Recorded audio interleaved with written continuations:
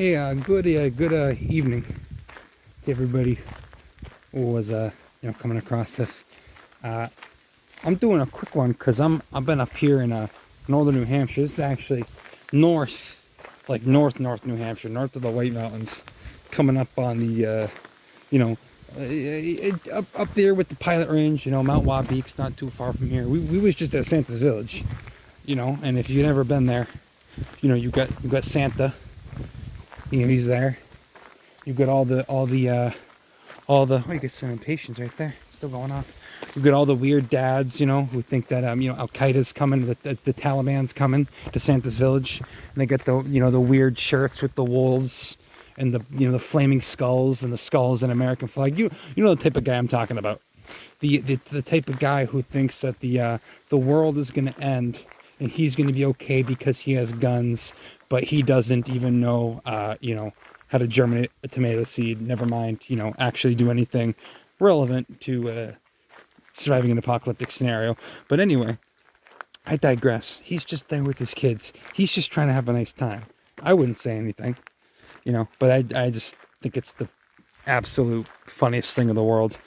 You have most of the stuff now. So this is cold up here right now. You already see some leaves starting to change. Again, this is, we're like an hour north the White Mountains. He was up there yesterday. Put a little video. We were up on top of Cannon, and we're up over on the other side of the notch. And this is nice to get the little walkway here for you. But we're gonna go walk down. We're gonna go look at Thuja Occidentalis, which is frequently mislabeled a cedar. It's in the redwood family, Cupressaceae. And it's probably going to look familiar because they get widely planted out, either certain cultivars of it, bastardized versions of the plant get planted out. So it might look a little familiar, but these are growing wild. This is Thuja Occidentalis, the arbor vitae, the tree of life, as it's sometimes called. Probably the most long-lived tree in the Northeast. And essentially, we're actually technically basically at the southern edge of its extent. Much more prevalent as you go up there, up in Quebec, up through eastern Canada.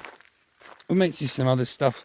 You get your Saldago still going off. Some of the asters are still going off, but it's getting cold. We rolled up the first night we were here, and it was like 40 degrees. So always getting pretty damn cold.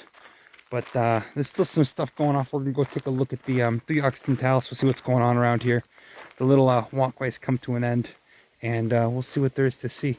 So far, mostly just a bunch of asters. Nothing terribly worth pulling over for. And I should probably be keeping my eyes to the ground, because now is the time of year for spiranthes, and we've seen some other. I saw some other interesting stuff posted up there on that. We'll check in with you when we see what there is to see. Hey, you got a species of Sambucus here. Sambucus racemosa, the red-berried elder, member of the family of Doxaceae. Got those opposites. Remember opposite, because I think a lot of, in fact, I know viburnums, there are only two, oh God, what is it? Here we only get two genera in the family of an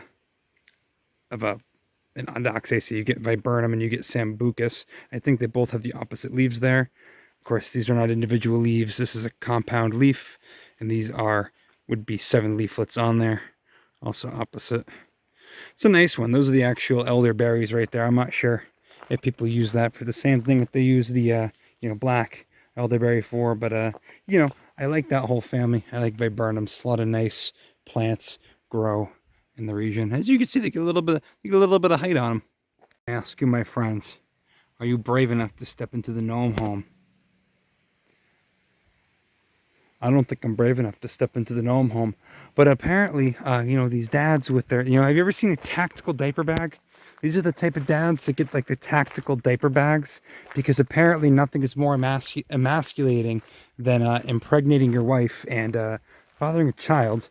So you have to get the tactical diaper bag because, I don't know, you don't want anybody to think you're gay, I guess, but, I don't really know. I try not to interact with guys like that. The insecurity that comes off of someone like that is palpable. It's palpable. Anyway, we're going to take another look around here. You can see they get the Clintonias were clearly growing down here, which I can definitely imagine they would do just fine. And we're also looking for a species of Fraxinus that's not doing very well at all. Fraxinus nigra, the black ash, which apparently has been spotted around here somewhere.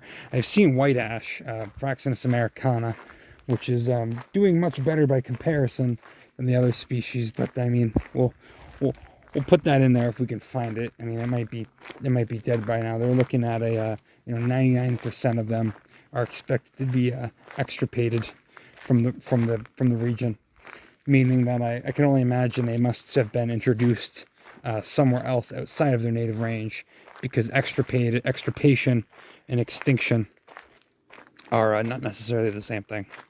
We're coming up on like a little viewing platform here.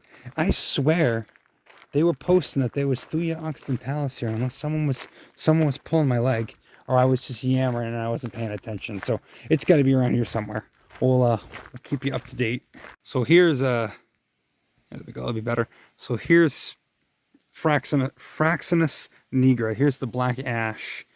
And it took me a second because I'm not super familiar with ashes. So these are in the olive family, actually. These are in Oleaceae. I hope I'm not screwing that up. They might be in the same order, but I'm pretty sure they're in the same family as olives. I digress. So get the basics out of the way. How do we know that this is, black ash, Fraxinus nigra, as opposed to any of the other species of ash that are doing much better, such as Fraxinus americana or Fraxinus pennsylvanica, and then there's another one I think called Fraxinus altissima. And I'm just going to start off by saying this one's got more leaflets on these leaves, so they get the opposite leaves there. Remember, this whole thing is a leaf. All right, these aren't leaves or leaflets. So a lot of the species of Fraxinus have maybe 5 to 9 leaflets per leaf. I think all of them around here got that terminal leaflet. So you go 2, 4, 6, 8, 10, 12, and then that terminal one makes up the 13th one. Correct me if I'm wrong, but I'm pretty sure only black ash is getting up to 13 leaflets per 13 leaflets per leaf there. And then you can come around over here and get one of the branches. See how that bud is pointed there? And it's got these two. I forget the terminology. I'll put the word there. There's a specific. I don't get into trees because I don't. A lot of the tree anatomy, it just flies over my head for the most part. But this is diagnostic. This is the winter bud, I believe it's what it's called. And it's supposed to be pointed. Other species have the rounded buds. So what's going on? Why is this species nearing extinction? I think I might have said before, but it's facing an onslaught by an invasive parasitic bug called an emerald ash borer. This is new. This isn't like chestnut blight where we're talking 100 years ago. This is happening right now.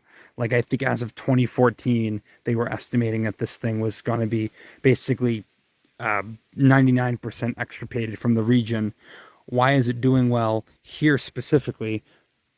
That's a question I can't really answer, but I will say this is a pretty small tree, and I've seen some other ashes, up in there. Also, this entire area is a really cool forest makeup. It's all conifers. You've got some birch. You've got some ashes. You've actually got what I came down here to see, Thuja Occidentalis right over there. We're gonna go take a look at that in a second. Tons of Thuja. I was like, where the heck is it? We come down a little bit. It's growing basically in a swamp. You get some juvenile ones down there. We'll take a look at Thuja Occidentalis in 1 second. So I didn't expect to see this here. This just popped up on iNat while I was kind of thumbing through the area. But yeah, Fraxinus nigra, the black ash, probably, if it's not already gone from your region, probably going to be gone from your region pretty soon. It's a wetland tree, from what I understand. I don't know if it's, kind of a climax species around here. There's some maples up here getting pretty big too. But yeah, just a pretty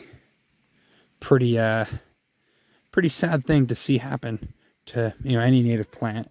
And I've never really paid attention to ashes, but now this is one that I can talk about and compare other ones to. Structure almost kind of reminds you of You know, a lot of unrelated tree species do that pinnate leaf thing. The opposite pinnate leaves. Not an uncommon synapomorphy amongst different types of trees. So what we came here for, though, is this big, glorious bastard right here. With the orchids at its feet. You can see that there was some cypripedium down there at its feet, some cool mushrooms. Those little 2 green leaf blades. See that thing sticking up there, right there with the stalk? That was Cypripedium McCall, you know, going off months ago at the beginning of spring. And this one's big. And I'll get one that's a little bit more ground height in a minute. But you've seen this tree. You know this tree. If you're from the Northeast, or I mean, geez, maybe most places, you've seen this tree planted out front of your grandma's yard or out front of a shopping mall. But here's one that's hundreds of years old, growing in its natural habitat, covered in lichen and moss and shit, growing all the way up there. Thuja Occidentalis. They call it the northern white cedar, but it's not a cedar at all. It's in a completely different family than cedar, as is every single cedar, quote unquote, you get on the East Coast. They're all members of the redwood family, Cupressaceae. So this is Thuja occidentalis. This is our thuja we get. As far as redwoods go, you also get the you know, some juniper species. You get Juniperus virginiana, grows pretty well, which I think they call it the eastern red cedar. And then you also get Cama cypress, which is a redwood. They also call that a cedar. And then you get 2 other species of juniper too, Juniperus horizontaloneus, or whatever the hell that one's called, and Juniperus communis, which don't really get very arborescent. Nor is the Juniperus really long-lived. This guy is probably the longest-lived tree in the Northeast. They don't get as big as redwoods, but they could certainly live as long. You know, you're talking, you know, 1,500 years in some cases. This one, if I'm just giving a healthy estimate, I'd say if it escaped logging, maybe 200 years old. We'll see. I don't know how much bigger they get down here, but I guess, I mean, these things get huge. I don't even know if they logged these out of here, if they were logging this area. I don't exactly know the history. We just rolled up on it on a whim. But yeah, he's impressive to see in its natural habitat. You won't see one this big in cultivation, because even a 50-year-old specimen is, you know, only getting as big as, you know, that fir tree right there. So we're gonna keep going. I'm gonna pull one of the branches down off of these. We're gonna probably walk around a little bit longer, see what else is here. They got us up on this boardwalk, which is good because that's some pretty fragile habitat. Lots of nice fungal activity that I wish I could tell you more of that Clintonia. We've got a swamp aster over there. I think it's like Symphyotrichum. I shouldn't be running my mouth. I don't know. I can't get close enough to it to make a diagnostic. Most likely a Symphyotrichum though. So we'll see what else is going on over here. I'll find a lower specimen of that thuja. I'll pull it down for you. And in fact, you get some more of these black ashes here with the dark bark. Could also be a different species of ash. I'm counting the leaflets. This one's got at least 11 on one of them, so probably more of that black ash.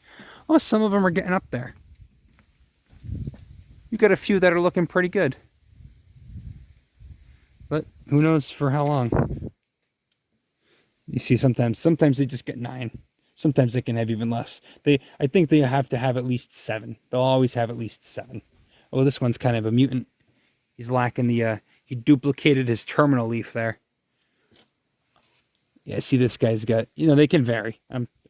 But I don't know much about this tree. I might make an addendum because they're kind of growing in a little grove here, which is pretty nice. But that's a nice tree. He's handsome.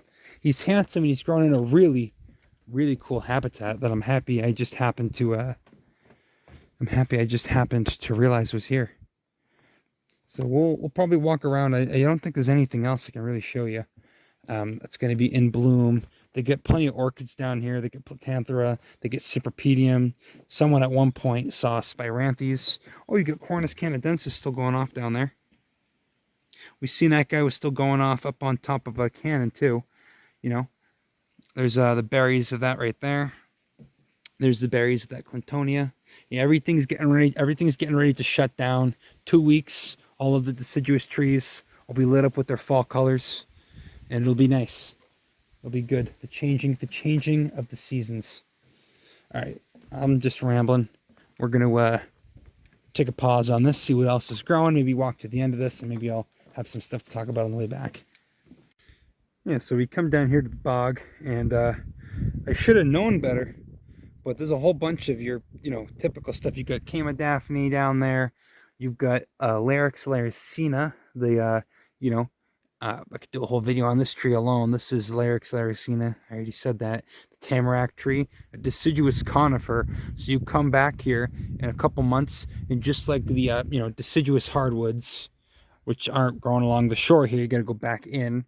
So like the what am I trying to say here? The birches we were seeing, for example, those will be shedding their leaves, and this guy will be shedding his needles. Likes the bog habitat, does well in it. This one's shrimpy. You get a bigger one here. He's just hanging on. Sometimes they look like this, all covered in moss. That's not moss. Those are his needles. Sometimes they, they look like this, but they're doing fine. You can see all the Picea mariana, the black spruces. Nothing on the bottom, but then on the top, they'll just have their needles up on the top. And I don't know why they do that. I don't know why they think that's necessary, but they do that. Down over here, I was seeing, some ericaceous plants. You had here's another, here's another Larix right here. You get some little guys, some rhododendrons. I'm pretty sure that's rhododendron groundland to come right there. I could flip it over on the other side of the leaf and tell you for sure. You've probably got rhododendron canadense up here too. I'll get back to you. Hang on. I'm going to talk about that little cotton ball right there. I'll talk about that guy in a second. He's a sedge. I was just reading about him. I just forget the name. I forget his little. He had his little info there. And let's see what else. We had Sarracenia growing up here. Where was that? I could barely make it out, but there's Sarracenia purpurea. You look around, look over there. A handful of the flowers are still hanging on. There's a whole bunch of that sedge out there, and then this entire thing is just rimmed with massive arborvitaes. You get your black spruce, and just a handful of some other stuff. Oh, you had Andromeda polifolia down there, that blue and white stuff there. Andromeda polifolia, bog rosemary, no relation to rosemary. I'm sure they got Drosera around here. Like I'm suspect of anything red, but right underneath me, they got us on the platform, which is good. Keeps the habitat from being disturbed. But I suspect if you were to snoop around here illegally, you'd be able to find Drosera. But they definitely get the Sarracenia. I showed you that. Give me 1 second. Let me remind myself what the name is on for that. Jesus Christ, for that sedge they got there. So these little cotton ball Dr. Seuss looking plants are called Eriophorum virginicum. They're in Cyperaceae, so they're sedges, and they're, I guess, the common name for them is cotton grass. And I hope you could understand why they're called that. They kind of set back a little bit on the bog, and actually there's a whole bunch of Sarracenia purpurea right there, with the dried out flower, and then a flower. They're both dried out, but one's probably from last year, one's probably from this year. Coming up with the black spruces, and I guess we'll go get you a close up of the we'll go get you a close up there of the my mind is fried, of the Thuja Occidentalis, man. That's what you're trying to say. And we'll get out of here. Man, I just love Larix, laricina. What a wonderful tree. What a wonderful habitat. It's a bog, I've been in bogs before, but not a Thuja Occidentalis bog. I guess this is a bog, and then back in there would be that's a swamp. This is a bog, so excuse me. This is a pretty typical bog, but then the Thuja Occidentalis swamp, that habit back there, that's new for me. So I'll go get you a close-up of those leaves. I'll show you what's going on. Like I said, you've seen that plant before. I'm telling you. I know you've done it. I know you're guilty. I know you've been naughty, but it's okay. You can go look at the Thuja Occidentalis. they're so much cooler out in the wild. I mean, they're huge. We'll go look at one right now, and then we'll be done. Okay, real quick, and we'll get out of here because it's getting dark. So like I said, you've seen this plant before. I'm going to get you a close-up on the needles here. And they're going to be like, oh yeah, I've seen that.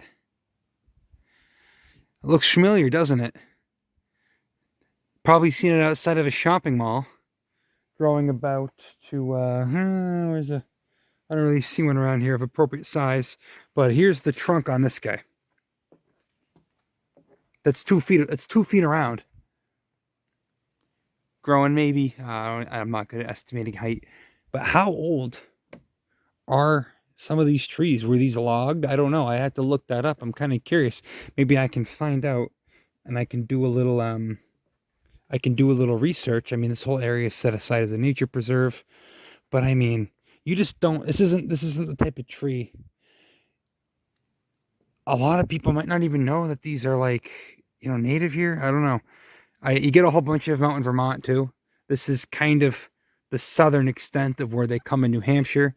And then, I mean, as the coast moves outward, they move in. I don't know how else to explain it.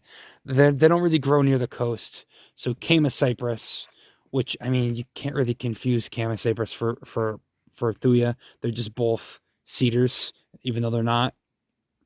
It doesn't have the flattened needles like that, or leaves, whatever you want to call them. And those are just gorgeous. I mean, it's like alligator skin or something.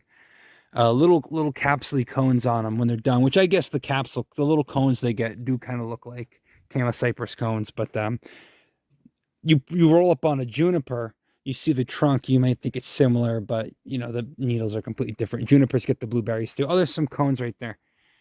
That's what the cones on it look like. Again, not a cedar at all. Just one of a handful, and probably the most impressive species of redwood we get out here in New England. And you maybe can't hear it right now, but my voice is kind of booming out as if this is an amphitheater. So you get some cool conifers, get some cool fungal stuff going on, which I don't really know anything about. And I'm sure you probably had a handful of really nice orchids growing here too. Back in the spring, maybe a little bit earlier in the summer. Fall's right around the corner. I'll be winding down the videos. But you could come here in the winter and you could still appreciate Thuja Occidentalis because unlike Larix in the family Pinaceae, that species that's got the deciduous needles, this guy is not going deciduous. All right, I think we're probably good to cut it off there. A whole bunch of these things. Just really cool to see them. Hundreds of years old. It takes them hundreds of years to get this big. Come out and walk the path. If you weren't following my obnoxious self, you could probably walk the whole thing in 20 minutes. But I like to talk about the trees, so it takes me a little bit longer. It's a big, is this a birch? I'm looking up at the leaves. Looks like a scraggly old, no, it's a birch. Not really usually getting that big. That grows very, very quickly. This grows very slowly. That's the distinction. Here's some of the juvenile ones. Actually, hang on. If I walk, I'll just walk and talk for a second. Could make fun of the dads a little bit more, but I won't. I just think that's funny. I don't get what type of life experience makes you just that insecure. It's off-putting to me. I'm like, what happened to you, man? Who insulted you so much that you needed to buy a camo diaper bag? They get the camo and black American flag. It kind of looks, I'm not getting into it, but I mean, it kind of just strikes me as, what, do you want to be the toughest guy at Santa's Village, pushing your screaming 4-year-old around in a stroller? I just don't, I don't get it. There's a lot of them there, because again, we're in northern New Hampshire. These guys think they're from out west or something. They think that they're, doing the rugged individualistic thing. And I'm like, bro, you can hop on 93 and be in Boston in 2 hours. There's some places where you can drive for a day and not see anybody, and this ain't one of them. You are on a mass transit corridor wedged between Quebec, Canada, and Boston, Massachusetts. And I just don't know how to break it to them. But Of course, now that I think I'm going to see one of these little arborvitaes, I can't. They got the little corridor here for the deer and moose to come through. We were hoping to see a moose. We didn't see a moose. That would have made for some good content. But, you know, they're elusive. They are elusive. Just like apparently these little Thuyas are. I'm just going to skip this part, I think. Okay, so this right here is probably about the size that your Nona's got planted in our topiary garden, you know? Growing with the taxus, the yews. There's one that's a bit bigger. But we're going to bounce out of here. This is about where they taper off. Actually, I think this is pretty close to where I stopped and filmed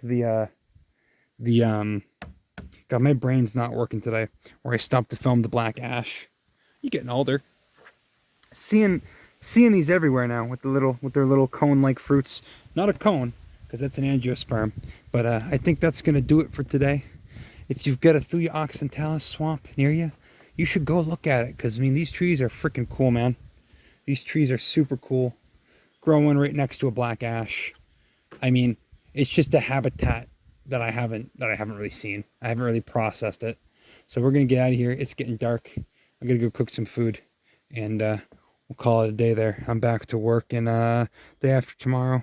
Been off. So I'm going to be pretty crabby. And I'll put some of these videos together. And you'll probably be seeing this one pretty close to summertime next year. Because I got a nice stockpile.